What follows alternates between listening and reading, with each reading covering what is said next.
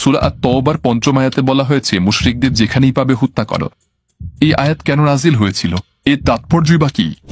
সত্যি বলতে এই আয়াতের শুরুটা হয় এই আয়াত দিয়ে, ফাইজাং সালাহুল আশহুরুল হুরুম, যখন পবিত্র মাসের সমাপ্তি ঘটবে, ফাকতুলুল মুশরিকিনা হাইসু ওয়াজাত্তুমুহুম, সে পরিস্থিতিতে যেখানেই মুশরিকদের পাবে তাদের সাথে যুদ্ধ করো। এখানে আপনি দেখতে পাচ্ছেন যে একটা প্রেক্ষাপট আছে। প্রেক্ষাপটটা হচ্ছে মুসলিম এবং অন্যান্য মুশরিক অগ্নি উপাসক আরবদের মধ্যে একটা শান্তি চুক্তি হয়েছিল এবং বিপরীত পক্ষের অন্যান্য মানুষজন কিন্তু সেই শান্তি চুক্তি ভঙ্গ করে এবং সেই শান্তি চুক্তি ভঙ্গের ফল হিসেবে এই মন্তব্যটি করা হয়েছিল, তবে এখন তাদের সাথে যুদ্ধ করো, যেহেতু এখন তারা শান্তি ভঙ্গ করেছে রাজনৈতিক চুক্তি যেটা দুপক্ষের মধ্যে ছিল।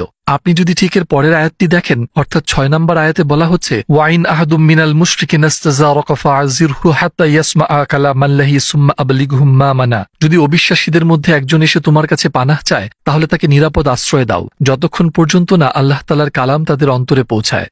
এটা আপনাকে ঠিক এই ব্যাপারটাই দেখিয়ে দেয়, ঠিক এই ব্যাপারটাই দেখায় একেবারে যুদ্ধাবস্থাতেও কিছু মানবিক নীতি রয়েছে যেগুলোকে ইসলাম প্রাধান্য দেয়, যে যদি কেউ নিরাপদ আশ্রয় চায় ইসলাম তাকে আশ্রয় দিতে বলে। আমরা জানি যে রাসূল আমাদের বলেছেন আপনি শিশু বা নারীদের হত্যা করতে পারবেন না, কিংবা গবাদি পশু বা গাছ কাটতে পারবেন না, এছাড়া আরো অনেক কিছু। তো এটা ছিল যুদ্ধের প্রেক্ষাপটে, এবং যুদ্ধ চলাকালীন সময় এমনকি তখনও কিছু যুদ্ধকালীন নীতি রয়েছে। আয়াতটাকে প্রেক্ষাপটের বাইরে থেকে দেখা হচ্ছে। সত্যি বলতে এটা যুদ্ধ বিষয়ক আয়াত, এবং এই আয়াতে বলা হচ্ছে কিভাবে অবিশ্বাসীদের সাথে আচরণ করতে হবে।